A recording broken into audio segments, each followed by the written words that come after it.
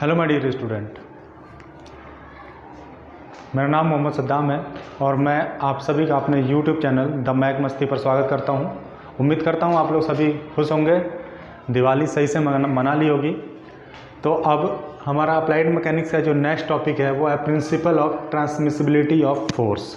इससे पहले वाली वीडियो में मैंने आपको सिस्टम ऑफ फोर्स पढ़ाया था, बल निकाय पढ़ाया था। जिसने भी ये वीडियो मिस करी है प्लेलिस्ट में जाकर उसको भी देख सकते हैं, जिससे कि आपका सभी topic step by step clear होता चला जाए। ठीक है, इस वीडियो को शुरू से एंड तक देखेंगे जिससे कि ये कंसेप्ट ट्रांसमिसिबिलिटी ऑफ फोर्स का प्रिंसिपल आपको समझ में आ सके। ठीक है, तो शुरू करते हैं आज का वीडियो, आज का लेक्चर। ठीक है, तो इसके बारे में हम पढ़ते हैं। दो डायग्राम इधर भी बनाए हैं मैंने, दो डायग्राम इधर भी बनाए हैं।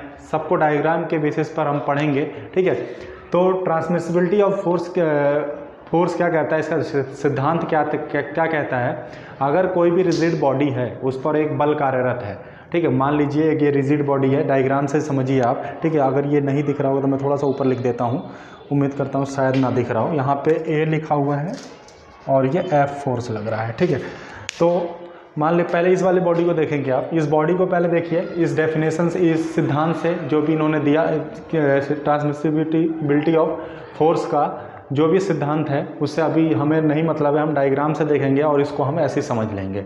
ठीक है, देखिए एक ये पिंड है, इस पिंड पर एक फोर्स कार्यरत है, एक एफ फोर्स कार्यरत है। ठीक है, इस सिद्धांत के अनुसार अगर मैं सेम लाइन ऑफ एक्शन पे, मतलब समान क्रिया रेखा पर ही इस फोर्स को ट्रांसमिट कर दूं या किसी भी बिंदु पर लगा दूं, तो इस रिजिड बॉडी में, इसके मोशन में या इसके इक्विलिब्रियम में कोई भी परिवर्तन नहीं होता है। यही किसने बताया था, कौन बताता है ये हमारा प्रिंसिपल ऑफ ट्रांसमिसिबिलिटी बताता है। एक बार और सुनेंगे कि कोई भी एक पिंड है, मान लीजिए रिजिड पिंड है, और वो मान लीजिए या तो इक्विलिब्रियम में होगा या तो वो मोशन कर रहा होगा।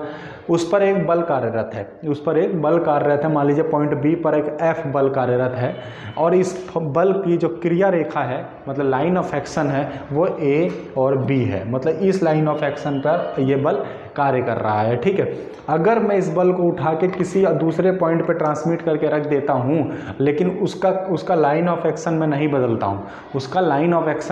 बदलता हूँ, सेम लाइन ऑफ एक्शन पर इस फोर्स को, इस एफ नाम के बल को किसी भी पॉइंट पे रख देता हूँ और उसकी क्रिया रेखा में नहीं बदलता हूँ, तो उसके इक्विलिब्रियम पे या उसके मोशन पर, किसके, रिजिड बॉडी के इक्विलिब्रियम पर या उसके मोशन पर कोई प्रभाव नहीं पड़ेगा। देखिए सेम डायग्राम, यही डायग्राम मैंने यहाँ रखा और बराबर इसलिए लगा रखा है कि ये दोनों इक्वल हैं, इसमें कोई भी परिवर्तन नहीं हो रहा है। तो ये वाला जो एफ फोर्स था जो कि पॉइंट बी पे लग रहा था, वो मैंने पॉइंट ए पे लगाया एफ नाम का। और लाइन ऑफ एक्शन देखिए सेम रखा है मैंने, ये एरो, लाइन ऑफ एक्शन क्या है, सेम है इसका, line A B line of action है। ठीक है, ए स्मॉल बी क्या है, लाइन ऑफ एक्शन है। ठीक है, और ये फोर्स मैंने यहाँ से उठा के यहाँ रख दिया।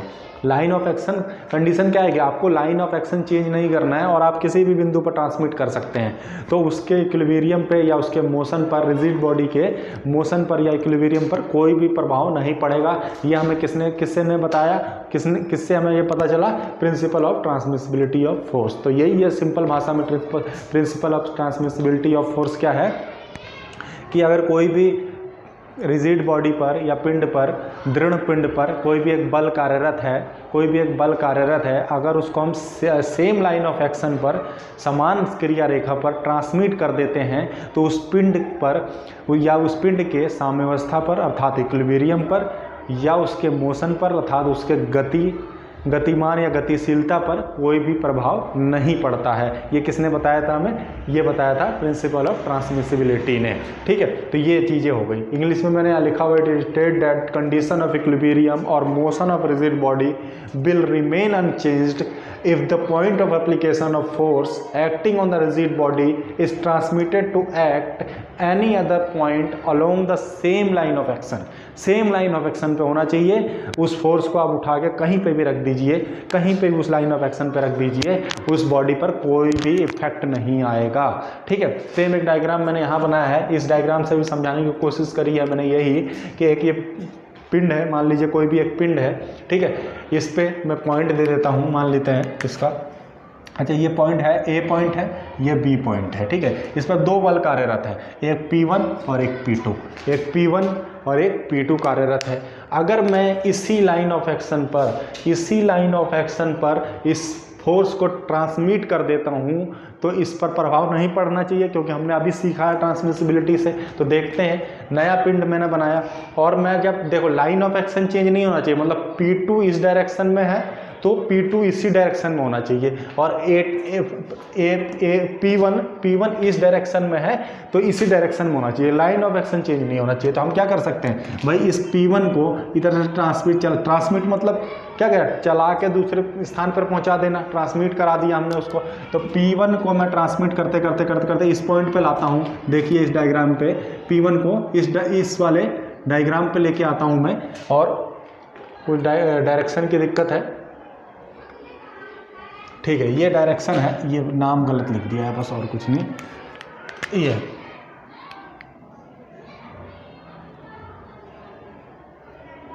ओह सॉरी, ये डायग्राम थोड़ा सा ये गड़बड़ है, इसको मेंशन करेंगे, बाकी सब कुछ सही है।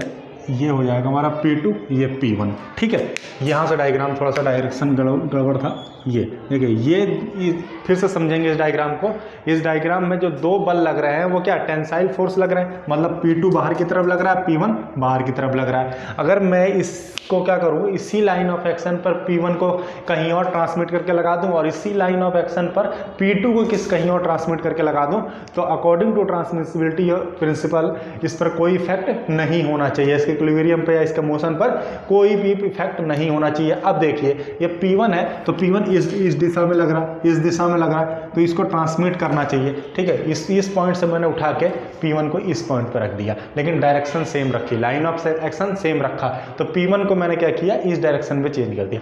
अब P2 इधर लग रहा है, P2 इधर लग रहा है, तो सिंपल सी बात है, मैं इसको यहाँ तो लगाऊंगा नहीं, मैंने यहाँ लगा, क्योंकि दोनों का पोजीशन चेंज कर दिया है मैंने, तो डायरेक्शन सेम रखा है।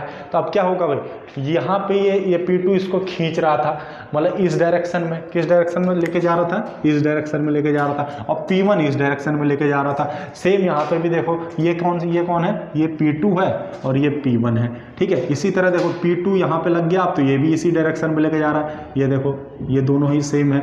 और P1 हमारा, P1 किधर था, इस डायरेक्शन में था, और यहाँ पे भी ये दबाव लगा रहा है, ठीक है। तो यहाँ पे भी जो P1 है वो किस डायरेक्शन में, इसी डायरेक्शन में है, तो लाइन ऑफ एक्शन सेम है।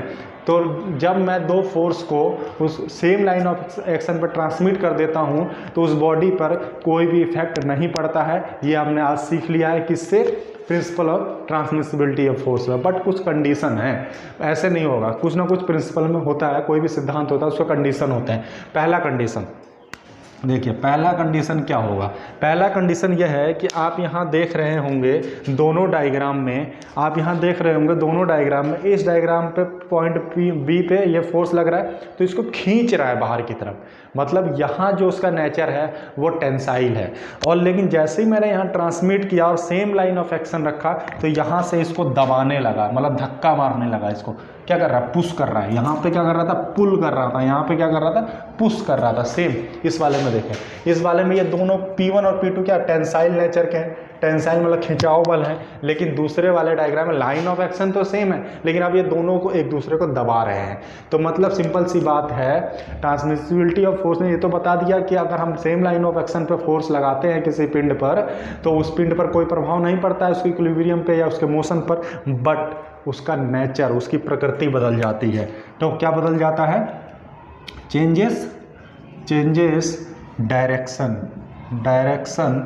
ये डायरेक्शन नहीं कह सकते इसको, डायरेक्शन तो ना कहें, इसको कहेंगे हम नेचर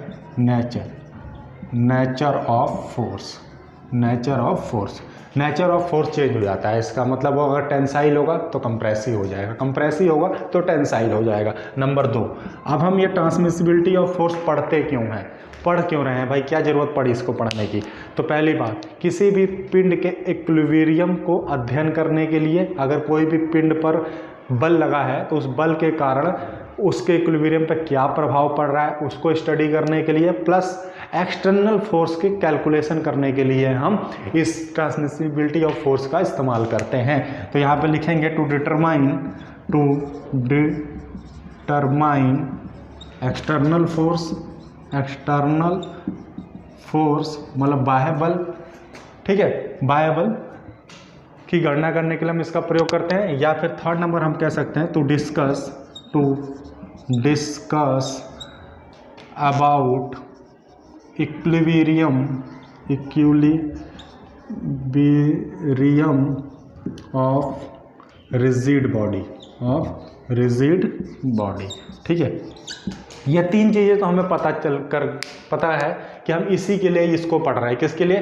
पहला तो ये तो कंडीशन है भैया, ये तो कंडीशन है कि भैया ये कंडीशन हमें याद रखनी है कि नेचर चेंज हो जाता है, बाकी कुछ नहीं चेंज होगा बॉडी का, लेकिन फोर्स का नेचर चेंज हो जाता है, ठीक है।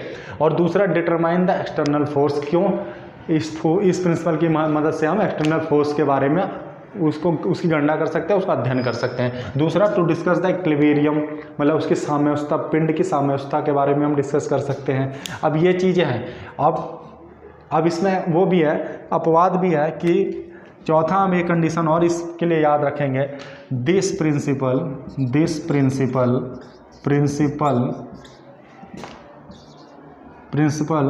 Is not used to determine internal force के लिए इस प्रिंसिपल का हम यूज नहीं करते हैं, इंटरनल फोर्स, ठीक है। जो इंपॉर्टेंट हेडिंग है पूरी किताब से मैंने पढ़ के अध्ययन करके यहाँ पॉइंट में बना दिया है, ठीक है। This principle is not use to determine internal force and deformation of body and deformation of body, ठीक है। ये चार कंडीशन आपको याद रखनी है इसके साथ साथ, ठीक है। तो आपने सिद्धांत तो देख लिया। सिद्धांत क्या है कि किसी पिंड पर अगर बल कार्य कर रहा है किसी एक पर्टिकुलर लाइन ऑफ एक्शन पर, तो उस बल को हम ट्रांसमिट कर सकते हैं सेम लाइन ऑफ एक्शन पर, तो उस पिंड पर कोई प्रभाव नहीं पड़ता है। किसमें? इक्विलिब्रियम पे, उसके मतलब साम्यावस्था पर और उसके मोशन पर, उसकी गति पर कोई इफेक्ट नहीं पड़ता है। बट कंडीशन क्या है कि उसका जो फोर्स का जो नेचर होता है, टेंसाइल है तो कंप्रेसिव हो जाता है, कंप्रेसिव है तो टेंसाइल हो जाता है। ये इसमें मतलब नेचर में चेंजेस आ सकते हैं, लेकिन पिंड में कोई चेंज नहीं आएगा। फिर इस फोर्स को हम पढ़ते क्यों हैं, इस प्रिंसिपल को हम पढ़ते क्यों हैं? तो determine the external force and discuss about the equilibrium of rigid body, ठीक है। साम्यावस्था की कंडीशन को पहचानने के लिए या पढ़ने के लिए हम उसको इसका इस्तेमाल करते हैं। क्या हम इसमें नहीं कर सकते हैं? इंटरनल फोर्स हम की गणना नहीं कर सकते हैं इस फोर्स की सहायता से, और डिफॉर्मेशन ऑफ बॉडी मतलब पिंड के विरूपण की भी गणना हम नहीं कर सकते हैं इस प्रिंसिपल से, ठीक है। तो उम्मीद करता हूँ मैंने बहुत तरीके से सिस्टमेटिक तरीके से ट्रांसमिसिबिलिटी ऑफ फोर्स को यहाँ समझाने की कोशिश करी है। कुछ जो इंपॉर्टेंट चीज़ें थी वो मैंने यहाँ लिख दिया है। ये एक लाइन की चीज़ें हैं, वो बहुत ऑब्जेक्टिव में भी कई बार पूछी जा सकती हैं। स्टेटमेंट आपको मैंने डायग्राम के थ्रू बता दिया है, 2 डायग्राम बहुत अच्छी तरह से यहाँ से आपको समझाने की कोशिश करी है। उम्मीद करता हूँ आपको समझ में आया होगा। अगर समझ में आया है, पसंद आया है लेक्चर, तो लाइक करें, शेयर करें, अपने दोस्तों तक पहुँचाएँ, जिससे कि अधिक से अधिक स्टूडेंट मुझसे जुड़ सके। और जिसने भी चैनल को अभी तक सब्सक्राइब नहीं किया तो सब्सक्राइब करें, जिससे मुझे और मोटिवेशन मिले, मैं और अच्छी तरह अपने आप को इम्प्रूव करके आपके समक्ष पेश कर सकूँ। ठीक है, तो आज के लिए इतना ही। Thank you class.